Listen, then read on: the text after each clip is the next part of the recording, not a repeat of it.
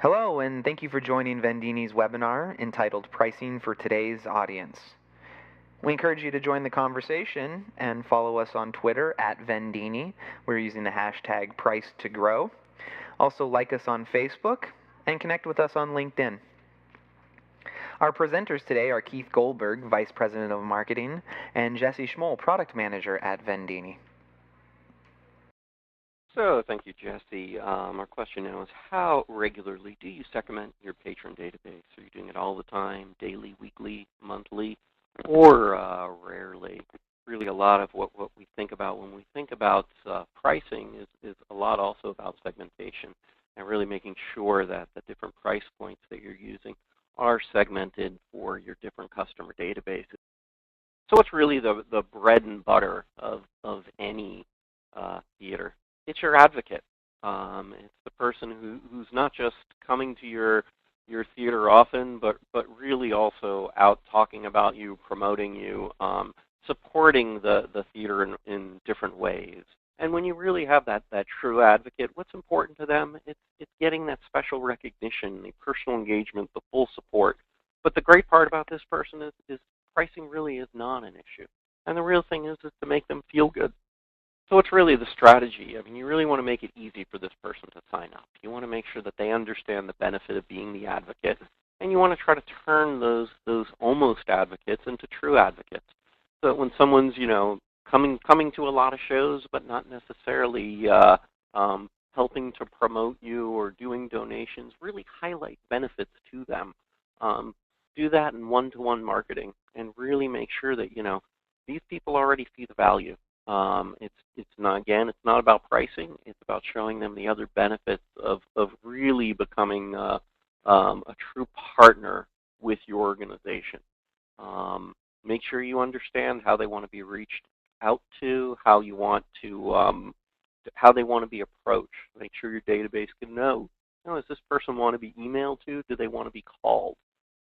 So let's go to the exact other side of the spectrum, the bargain hunter. What is it that they're looking for? They're looking for those discounted tickets, right? They're looking for flexibility and really being able to get something cheap. Their purchases are all over the board, and from all the different types of discount sites. This person typically originally you don't know.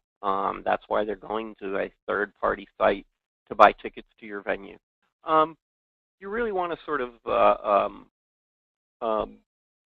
make sure that you're able to, real issue is use these third-party sites to be able to get control of this person yourself, get their name, get their email. Where any business starts to fall down is to start to rely on these discount sites to sell their tickets. Use them for excess inventory, use them to find a new audience, but make sure you're able to then pull that new audience into you directly. And then be able to sell those discount tickets yourself. One, obviously you'll be able to get a little bit more of the revenue when not sharing it with these third-party sites, but also make sure you can simplify this process for this patron and try to really work with these patrons to move them off the discounting and to see the value in your venue. And basically be able to start to sub-segment, find, which bargain hunters are pure bargain hunters, and that's all they're ever going to be, and those are the people that really it is about the excess inventory, and which ones are just looking for new places and using a discount method to find that new place, but then they're willing to actually spend money. So another segment is last-minute buyers. And one mistake a lot of times people make is combining that last-minute buyer and the bargain hunter. They're actually very different segments. The last-minute buyer is a lot more about, and I use the example of myself, go home, talk to my wife, and say, hey, what are we going to do tonight? And we're not necessarily price sensitive. If we decide to go to a theater, we're willing to pay the price that the theater wants for the seats. But on the other hand, if I just got a coupon in my email, I'm going to go ahead and use that. So really trying to make sure to segment who's that last minute buyer and is just looking for that flexibility and finding those last-minute seats. Really important thing to understand is right now things are moving more and more towards smartphones, as you can see. And it's really important to make sure that your mobile website is now really top-notch. Again, we're seeing this being much, much more important. As you saw, almost half now of people are going to mobile websites and using their phones for searching, for purchasing, and so it's just becoming much, much more important now. So with the last-minute buyers, talked about this a little bit, but make sure you get on their radar. If you start to learn who these people are by purchases they've made, start to promote them at the last minute, but not necessarily using pricing, but really using more the, hey, we've got some tickets left for tonight's show, but we don't have to use pricing as a strategy for getting to these people. And so the next segment that we'll talk about here is students. Certainly an area within our customer base. We have a lot of university clients that are really a big part of the consumer. But what's really important to them? A little bit, they're like the last-minute buyer. They'll be doing things at the last minute. But differently, they are looking for discounts, and they're looking for entertainment. And they're always looking for new forms of entertainment. Purchases are really all over the place, but a big part is about the website, is about social media, is about Facebook, and looking much more for social media referrals, and where are their friends going, or where have their friends been, what do their friends recommend. And so not only is it important then to get on these places, but also to make it easy for attendees to then refer you to others. So what's really the importance, though, of these students? They may not be paying much now, but they will in the future. And really a key thing here is to try to create a lifetime advocate. And it might be okay to offer a student discount rate, but making sure that you're able to then, once that person graduates, to be able to move them into the right future segment that they're actually in is really important, so that you can actually create this lifetime customer. So how do we simplify things for this person? Ensuring your website's mobile friendly. A lot of students now don't even necessarily use PCs very much. They're really all on their phone or on a tablet. Making sure you're promoting things through social media in a way to get to the students. Another segment, young families. Very different in different ways. They're looking to invest in their community. They're typically very settled down. But what's really important to them is flexibility. They may never know what their timing is going to be like 3, 4, 5, 6 months in the future when a typical subscription goes forward. And so they're looking for flexibility. They're looking for adult socialization, right? A way to get out and just see other people who they can talk to. So packages are great. And my wife and I, when we had young kids, we were always looking for something that forced us out of the house. So a subscription was great. But what we really wanted was some flexibility, so that when, a week before we found out something came up, we always knew it would be easy for us to change when we were going to come to the show. So packages are great, but making sure to continue on in that flexibility is really, really important. Letting them be able to say, great, I want to come to every show, but I'll let you know later which show I'm coming to. Get that commitment from them. There's nothing wrong with that. From your point of view, you now know you have someone coming to the show, and you can sell them a specific seat later. Show your performance as an opportunity for a night out. Give them ways where with their subscription they can easily buy extra tickets so they can bring along other couples and friends.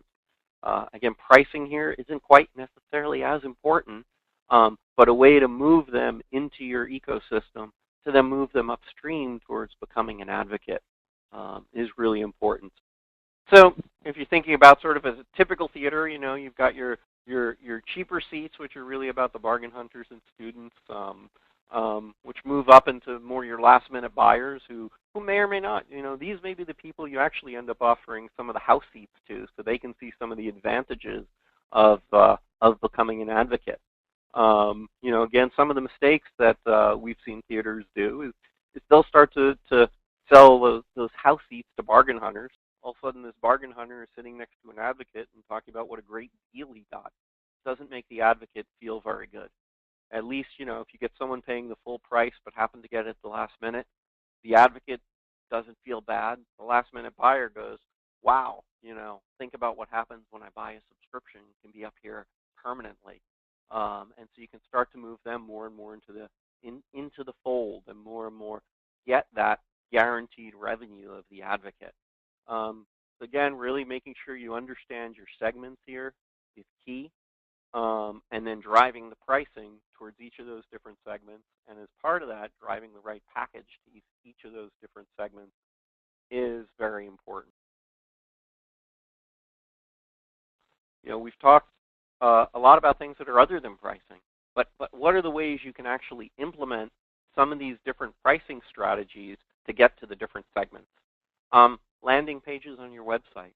So if somebody is searching for San Francisco entertainment discount, well, you've got your SEM ad through Google AdWords that may drive them to your half-price ticket page. Whereas if somebody's just searching for San Francisco entertainment, you make sure to drive them to maybe your better seat page that is more at full pricing. Email marketing, that's why we talk a lot about segmenting your patron database.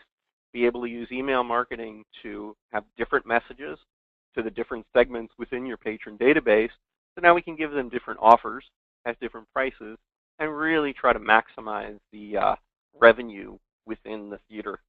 The segmentation can be done through other ways as well. QR codes are a great way. People are going more and more mobile.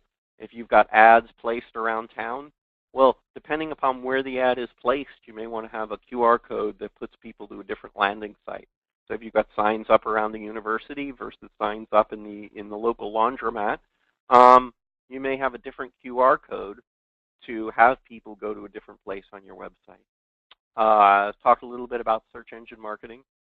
Another real key is to use analytics. Google Analytics now is free. It's becoming easier and easier to use. And making sure you understand when people come to your website how they're navigating it, where they're going to, can help you find that right design and make sure you understand where people are coming to your website, where people are leaving your website, and what you may need to modify to get to the right segments. And then for those who haven't used them, short URLs of places like TinyURL are great for being able to use on social media. And what they do is they allow you to not just post your main website, but post that specific landing page with different offers so that you can really, again, segment people, drive them to the different offers, and have them go through the path that's most appropriate for them. One, it'll get you better revenue, but two, it'll also make sure that those people actually buy more often because you're giving them the offer that is right for them. So just take control of your ticketing. Really make sure to operate in the way that makes the most sense for you based upon your audience. And hopefully we've talked enough about some of the different audiences that you can think about what your audience is. Make sure to keep it simple. The patron today is overwhelmed. And the more choices you give them, the more likely they are just to leave. So understand their buying behaviors and really make sure to give them the offer and the price that's appropriate for them, that's going to make it that they're going to buy, and that's going to help you generate the most revenue. Make sure you understand your audience, and you can really work towards making every patron an advocate. I wanted to thank everyone for coming. If there are questions, please feel free to ask them either here on social media, and we will hope to keep the conversation going. Thank you very much for attending, and we'll see you at our next webinar.